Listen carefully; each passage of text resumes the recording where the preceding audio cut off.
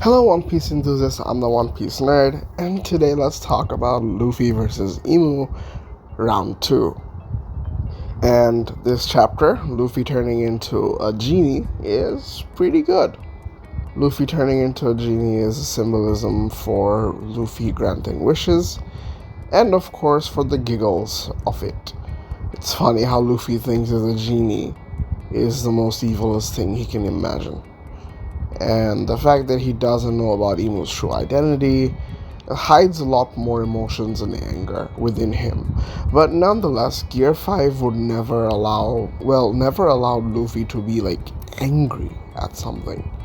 Like, ever since Gear 5 has been introduced, seriousness of fights, as I've mentioned in my previous videos, and of course, Luffy being serious, it all just fades away. Just Luffy just being free, chill, happy-go-lucky, going back to his original nature is what Gear 5 allows him to do, which I understand. Again, I don't want to harp on the same thing again and again in every single video, but it's just I understand that Luffy is playful by nature, but seriousness in fights, the way it happened in Marineford and his lobby and even Dressrosa, is what I look for all the time when it comes to a climactic battle in One Piece.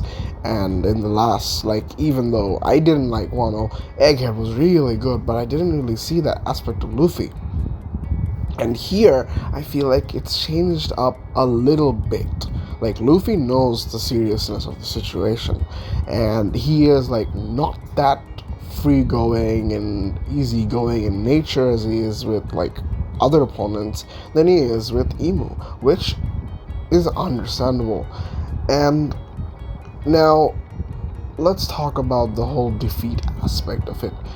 This needed to happen, and this is something I've been waiting for a very long time.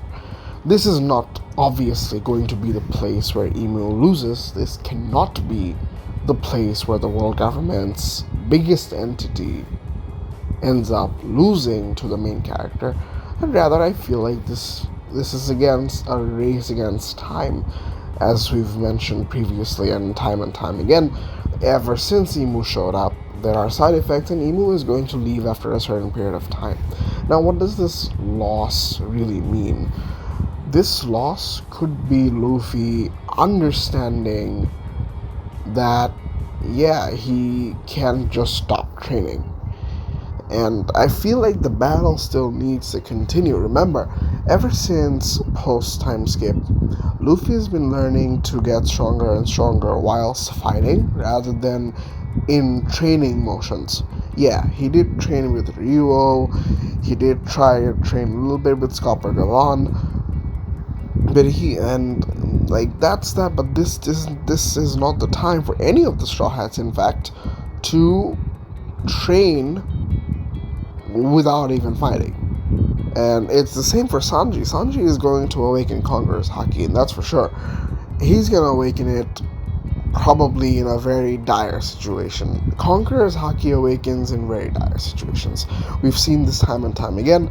Sanji needs to go through that, and in order for that to happen, I feel like the game in the whole spectrum of Elbaf right now, whatever is happening, the stake needs to go higher. And Luffy losing could just be that stake. But Luffy losing, coming back again, I'm sure he'll come back again.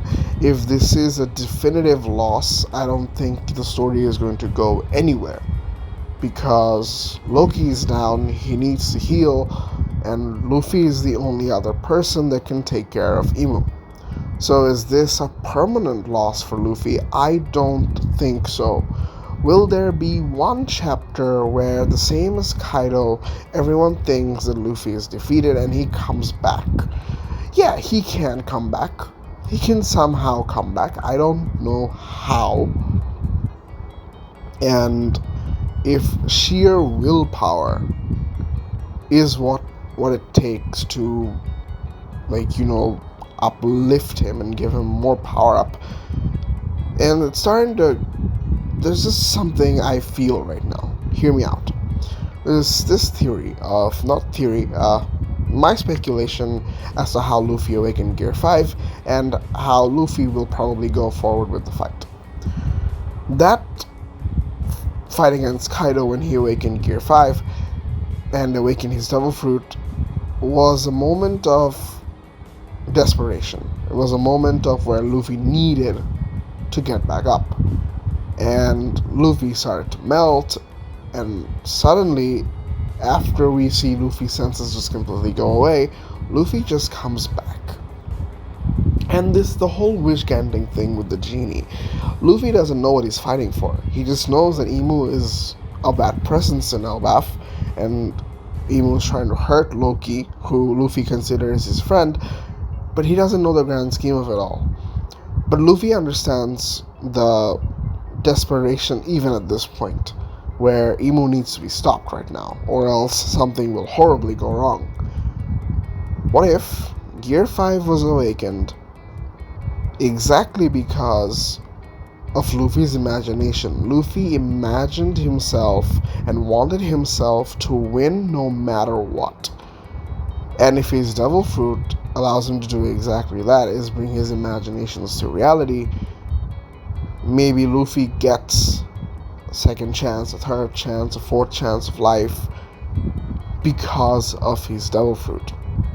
And that's what allowed him to awaken Gear 5 and the true essence of the fruit, because there was never a time before it where Luffy needed to, do something out of the box.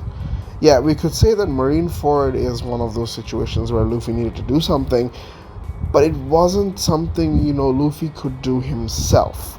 What happened with Ace didn't happen because,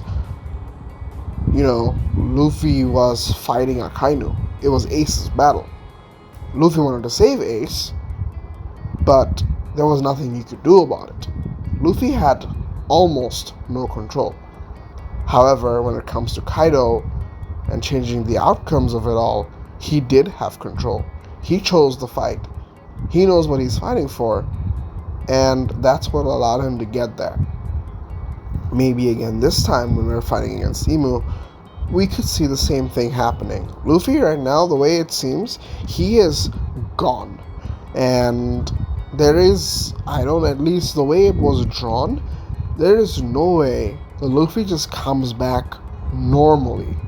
Something, again, needs to happen. There won't be a Gear 6. There definitely won't be a Gear 6 because Luffy said it. It's his pinnacle, and when Oda says something, it is true. And if Luffy says it, that means it's definitely true. So it's not going to be Gear 6, it's going to be Gear 5, and maybe we see Luffy reaching greater heights.